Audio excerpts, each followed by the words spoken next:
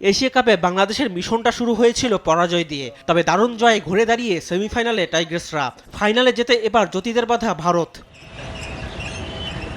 শক্তির বিচারে ভারতের চেয়ে পিছিয়ে বাংলাদেশ, তবে সবশেষ দুই ম্যাচে থাইল্যান্ড আর মালয়েশিয়ার বিপক্ষে দাপুটে জয় পেয়েছে তারা। প্রতিপক্ষ দুর্বল হলেও দাপুটে জয়ই আত্মবিশ্বাস যোগাচ্ছে টাইগ্রেস শিবিরে। টপ অর্ডারের ব্যাটাররা রয়েছেন দারুণ ছন্দে।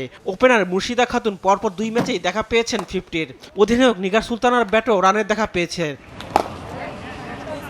বোলাররাও দারুণ বল করেছেন। জয় পাওয়া দুই ম্যাচেই নিয়ন্ত্রিত বোলিং করেছেন নাহিদা, রাবেয়া, জেসমিনরা। দীর্ঘদিন পর দলে ফিরে সবশেষ ম্যাচে প্রথমবার একাদশে জায়গা পেয়ে ভালো করেছেন পেসার জাহানার আলম। ভারতের বিপক্ষে জয় পাওয়াটা বেশ কঠিন, তবে নারী এশিয়া কাপে ভারতের পর একমাত্র বাংলাদেশেরই রয়েছে শিরোপা জয়ের অভিজ্ঞতা।